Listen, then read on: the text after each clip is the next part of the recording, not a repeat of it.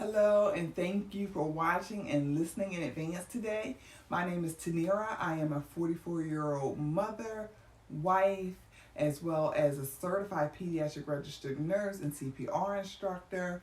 In addition, I am a director at my church and a vice president of a nonprofit organization called Journey Unveiled. And Journey Unveiled serves the community of young girls in inner city to help them overcome systemic barriers, challenges, poverty, exposure to drugs and violence, and other kind of traumatic and sometimes life-altering events, but still be successful in their lives. So in spite of that, or throughout that, like many women, I forgot about some of my own individual goals and dreams and desires to be a writer, to be a published author, to be a business owner. So along those journey of supporting all of those different hats, I kind of forgot about some of my own personal dreams and goals. So thanks to my son, who was 7 at the time, he created a story that I thought was so amazing and such a complete story, and it was so action-packed and full of adventure. I wanted to show him how amazing he was, and together we became published authors in the winter of 2020, right before the pandemic. And because of my work and desire to show him how amazing he was and that he can do amazing things, I was reminded of my own personal journey of fulfilling my own goals of becoming a writer. So that brings me to the place of where I am now in the summer of 2022 and being published 6 times over, being a contributing writer to Women of More magazine, as well as a few other literary accomplishments. So I am super excited to be a part of the Right Women Fest this year, and wanted to just kind of encourage other women just like me who may have stories they want to tell and stories they've written and not published to know that it's important that you write these stories. So that brings me to why I am sharing with you guys today. I wanted to leave you with a little bit of my journey and a little bit of encouragement and a message on why it is so important for women to write their story. Whether it's a memoir, an autobiography, a devotional, a journal, a fiction tale, a how-to book, etc. It is so important that we tell our stories. So let's get right to it. When I think about why women should write, I feel like it's a lot easier to kind of say why we shouldn't write. There's less reasons why we shouldn't write, and there's a plethora of reasons to write. So why not write? The reasons are endless. Our point of views are endless.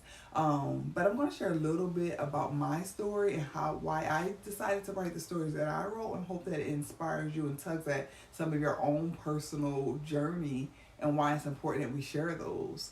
So I want to inspire you to put your paper to pen, or put a pen to paper, I should say, and create the audio manuscript or the digital manuscript that will soon give you the title of published author. You may have already published before, but somehow got into a writer's slump, got afraid, been disheartened, didn't have the success that you may have wanted, and you have other stories that you need to tell you haven't pushed. So even you, I hope that pushes you to get right back to it. So whether it's your first literary journey or a new journey, because even published authors go through some types of slumps or downturns, or they're holding a specific story due to self-doubt, procrastination, or it's on hold for some other specific reason. So we want to make sure we get you back to writing, getting you to write your first story if it's your first time. And remember that popular phrase that it's not cliche. There is truly someone out there who needs to hear what you have to say. Your story will bless someone, encourage someone, support someone, help someone unwind, relax, have a vision, have a dream. We need what you have. So to get started, it's important to remind you that although we have similarities, there's truly no two women that are 100% alike. No matter how many commonalities we have, the truth is we are one of one. We are unique. Our stories, our lives, our experiences, and even the journeys throughout those experiences are innately unique. On top of that, the way we go through these journeys, how we react to life, what we do with what we experience sometimes varies from person to person. How it affects us is also unique. So it's because of that, it's important that we use our testimonies to kind of share our point of view and our experiences, even our failures, and those triumphs that may come outside of that. They need to be shared. There's always someone in the community, in our audience, in our workplaces that we need to connect with, inspire. We could prepare people for something that we weren't prepared for. We could support someone who doesn't have the support that they need in their inner circles, and just provide a resource to other people in other ways that another woman cannot. The women that I can touch and reach, you may not be able to touch and reach, and vice versa. So to highlight my first reason on why I think women should write, I'm going to tell you a little bit about my journey. I am, again, 44 years old. I was born to a teenage mother. At that time, I had a hustling father, and I was born in a poverty-stricken inner city. And although there are so many traumatic experiences that I went through, so many systemic barriers, discrimination, and lack, I also had so many positive things throughout my childhood. My life was also filled with love. It was cherished memories. I had a vast amount of fun and laughter, and I was surrounded all the time by family, friends, and a plethora of triumphs have come through my journey in that community. So that led me to be the resilient, strong, creative, problem-solving Black woman that I am today. So I don't regret any of the experiences that I had. Instead, I like to show people my resilience as an outcome of that. So one of my favorite things to say is I am truly a rose that grew from concrete. All of the things that could have led me to die, to suffocate, to quit, or be less than, they could not steal my joy, they could not steal my purpose, and they did not kill me. Instead, I blossomed and overcame, and I'm happy in spite of. So I just want to kind of encourage people to just be successful in spite of anything that you may go through. Those things do not have to steal your joy away. So while many people from my community die from life decisions, from traumas, from violence, drugs, poverty, I was blessed enough to overcome all of it. So instead of keeping my story to myself, I want to share, and I continue to share. I write and I publish to encourage people who look like me, who've experienced some of the things that I've experienced, who may walk in the shoes that I once wore, to know that they can still be resilient, be happy, and just be strong and successful. So I had the privilege of joining a group of women who wrote an anthology titled Love Letters to My Girls. It includes over 118 letters that speaks to the hearts and minds of young girls that are Black and brown. What these women wanted to do, we wanted to get together to share our transparent stories and what we've learned and what we've overcome and how we grew and were successful to help change the narrative of how these young women see themselves, how the world portrays them, and what they can be.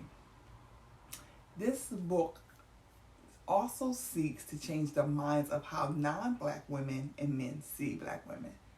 We want to let you know that we are worthy, that we have value, that we are strong. We don't have to live in fear and doubt, and show you who we truly are and who we can truly be if we are given the right access, resources, love, respect, and opportunities.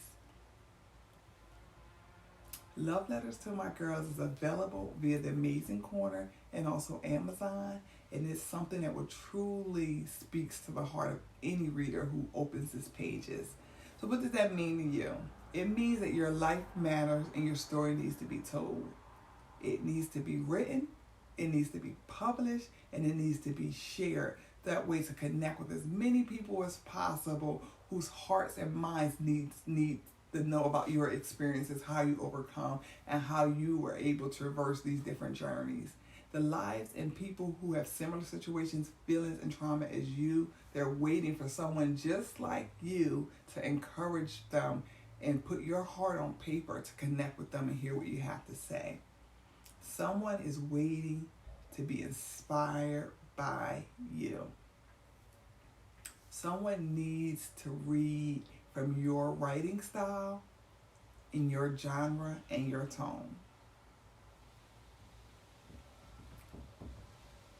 Your example and testimony are valuable and will reach people that I cannot. That's important. We're not going to all reach the same people. So that's why it's important to be another woman with another story, sharing their story with boldness and unapologetically.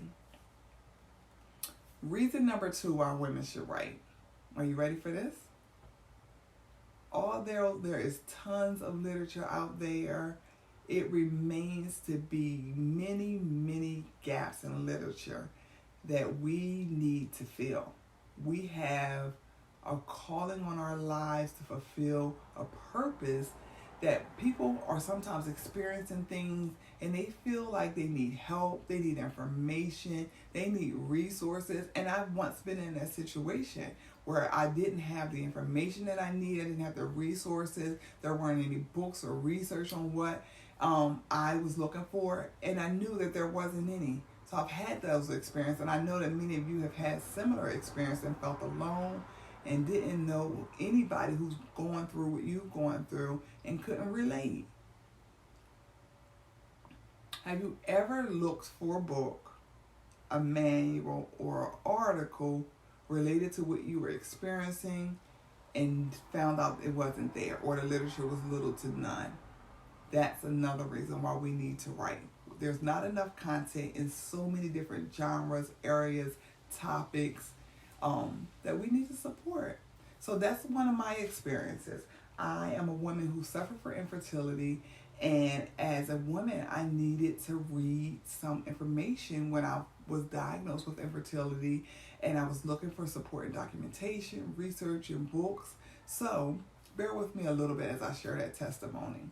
So over 12 or 13 years ago, when my husband and I were trying to have a baby, we were unsuccessful, led me to a reproductive endocrinologist who let me know that I had blocked fallopian tubes, and I think that was a direct reflection of my lack of knowledge through school. There was very little education. I remember vaguely having a health segment that taught me a little bit about STD prevention, pregnancy prevention, and women's reproductive health organs.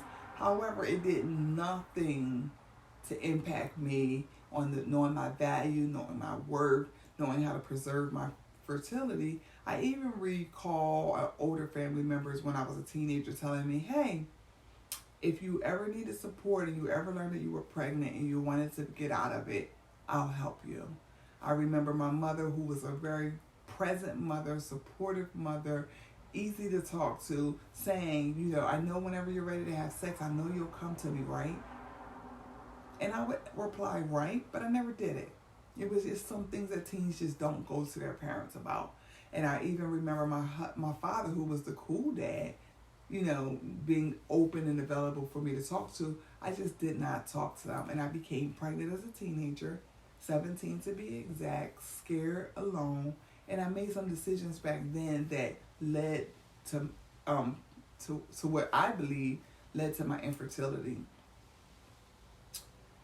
So fast forward, when I was going through that, I went through it alone and in isolation and shame and guilt and embarrassment. I didn't tell a lot of people about it. And it wasn't until about 5 years later where I started to feel comfortable and not feel that embarrassment and shame. And I started to talk to other women to learn that it was so prevalent, to learn that 1 in 8 families are suffering from infertility, to learn that 1 in 4 pregnancies are ending in miscarriage. But despite how common it is, that so many people are suffering in isolation and shame. And that led me to write Memoirs of Almost Barren Women, Our Journey to Motherhood. I reached out to so many women and we learned from them, and even got 5 other women to contribute their stories so we can connect with so many other women to help them know that we have a literary hug here to tell you that we agree, we understand, We know the feelings and the weight of it. And actually, I read in one research article that infertility carries the same weight and stress of that as cancer. So we need to change the narrative on our sex talks. We need to change our narrative on explaining the value of a woman's body and fertility preservation, so that when we become ready to bear children, that we have a better chance, we have more resources and support. So Memoirs of Almost Barren Women, it shares transparent stories of 6 different women in their journeys to become mothers. It offers a message of hope. No two stories or outcomes are alike. And I was specific about that to make sure that our testimonies are from a diverse group of women, to connect with as many women and families and even supporters, educators, and providers as possible. We want to share our story, offer messages of hope, and connect with people. So that's my testimony, but I know that there's a testimony within you that also can offer a common goal to a group of people, also offer connections and resources to other people. So what is your story? What have you overcome? What have you had to learn about on your own that you can share, put in the manual, put in a how-to book, put in a memoir or autobiography that can encourage, support another community? I remember searching Barnes and Nobles and other bookstores when I was doing my research to find out that even though this millions of people are being affected by infertility, there was always 8 or less books in the women's health section. There was even less on infertility. So that gap we need to fill, as well as many other gaps. So I feel women need to be supported. They need to know that they are not alone in many journeys, and someone like you can share their testimony, their story of resilience and overcoming, and that they don't have to be ashamed and isolated, feel lonely or self-blame and even anger. A lot of us are financially unprepared for health crises.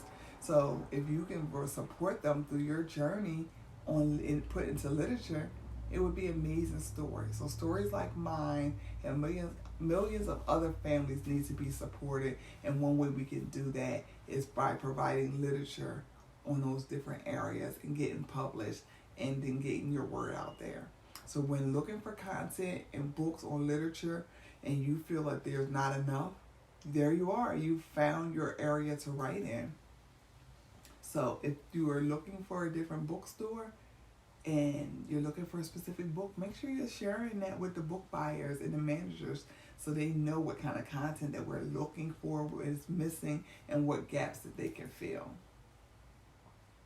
Lastly, I want to talk about the segment of readers who are not looking for content that is informational, educational, resourceful, or something that's going to be mindful. A lot of times readers are just looking for books that are happy, full of joy, and that will give them a way of escape, a way of imagination and dreaming. We don't always want to consume ourselves with heaviness. There are so many things out in the world that threaten to destroy your peace, disrupt your happiness, and take your joy, where there's also people are looking for books that kind of help them escape their stresses, kind of help them forget about their depression and their anxiety. So even if you're a writer who's not looking to write, I don't want to say meaningful content because it's all meaningful, but something that's so weighty, people are looking for your book too. We need the fiction tales. We need the mysteries. We need the fantasies. We need the action and adventure tales. We need the joke books. We need the satire. We need the mystery books and things of that sort, and the thrillers. Everything doesn't need to be that deep. There is a genre for you. We're waiting for your writing style. Life, like I said all the time, can be heavy, and we need the silly stories and the action adventure. We want to be happy. We want to provide a way of escapism for people, and we need the happy tales and the fairy tales too. We need more bright spots. And sometimes, in this dark and heavy world where we're finishing these long days and we're watching the news and there's a war here and there's violence here and there's discrimination here and there's random acts of violence, sometimes reading provides that way of escape for other people. So if you are looking to write in those genres, that information matters just as much. Those readers want to be entertained, they want to laugh. How cool is it to be able to open the pages of a book and literally laugh out loud, or gasp, or start to dream, or be drawn into a fantasy or romance? How cool is that? We're able to do that as women with our different points of views and our different experiences, our different senses of humor. You can provide what is needed in these literary streets. You can do it.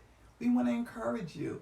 We don't want to be so single-minded, and help us all get rid of some of these heavy days. And some days we don't even want to think, right? You just want to sit back and just escape. You know, somebody might be watching a game, the kids could be at soccer practice, and you have this cool book by a female writer who has written in a style that you've never read before and wants to keep you reading more.